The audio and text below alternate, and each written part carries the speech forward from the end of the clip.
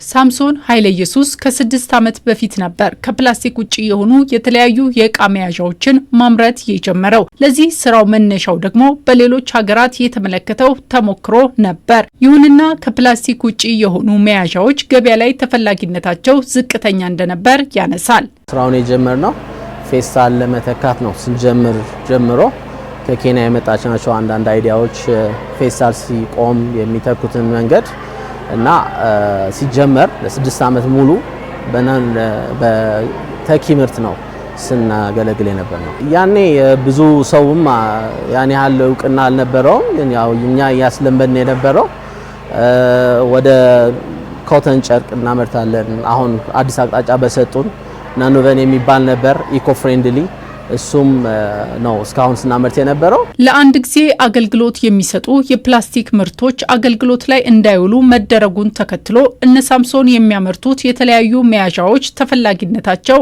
እንዲጨምር አድርጓል። በተለይም ከዚህ ቀደም ከሚያመርቱት በተጨማሪ የተለያዩ ተኪ ምርቶችን በመተካትም ወደ ገበያው በስፋት እያቀረቡ ይገኛሉ። ሸራ የሚባለው ነው ናኖቨን የሚሉት ነው። ሁለተኛ ደግሞ አቡ ጀዲድ ከኮተን የሚሰራ እነዚህ ምርቶች ነው አሁን ወደ ገበያ እያስተዋወቅናቸው ያለ ነው። ወደ መርካቶ ነው የምናቀርበው። ከመርካቶ ነው የሚከፋፈለው በተመጣጣኝ ዋጋ በሚቻል መጠን እንደዛ እያደረግን ያለ ነው። መርካቶቹ ደግሞ ያው ለእንትኑ ያከፋፍሉታል። ከዚህ ቀደም በድርጅቱ 50 ሰዎች የስራ ዕድል የፈጠረ ሲሆን ተኪ ምርቶች ተፈላጊነታቸው መጨመሩን ተከትሎ አሁን ላይ የስራ ዕድል የተፈጠረላቸው ዜጎች ወደ 90 ማሳደግ ተችሏል። ሴንጀሮችን ተምራለሁ እና አሪፍ ነው ለኛ የተከፈተልን የስራ ዕድል እና ሌላ ቦታ ምሰራው ምግብ ቤት ነበር ምሰራው ተቀጥሬ ማለት ነው እና ለዚህ መግባቴ ጥሩ እንትን ብያለሁ። አሪፍ ነው ለኛ እና አቦጀዴን እንሰራለን። እዚህም በፊት ማዳበሪያ ፋብሪካ ላይም ሰርቻለሁ። አረብ ሀገርም ነበርኩኝ። ከአረብ ሀገር መጥቼ ስራ በነበርኩበት ሰዓት ነው እዚህ ድርጅት ውስጥ የተቀጠርኩት።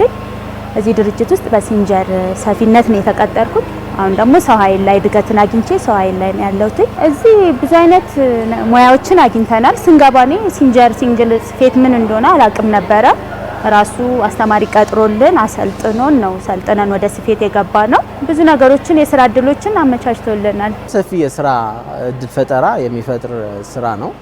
እኛም አሁን ባለንበት ብቻ ከነበሩን ወደ 50 60 ሰራተኞች ነው የጨመርነው በዚህ 3 ሳምንት 4 ሳምንት ማለት ነው። ይሄም በቂ አይደለም፣ ከዚህ በላይም ያስፈልገናል። በተለይ የብዛት ሴቶች የመቅጠር ኦፖርቹኒቲ ስራ እንትን ፈጠራ ትልቅ ነው። አሁን ላይ በቀን እስከ 70,000 ከረጢቶችን የማምረት አቅም ያለው ድርጅቱ ተኪ ምርቶች ላይ ከፍተኛ የሆነ ፍላጎት ቢኖርም ገበያው በሚፈልገው ልክ ለማምረት በርካታ አምራቾች ወደ ዘርፉ እንዲሰማሩ መንግስት ድጋፍ ሊያደርግ እንደሚገባ ተነስቷል። እኛው እጥረት የሮ ማቴሪያል በጣም እጥረት አለ።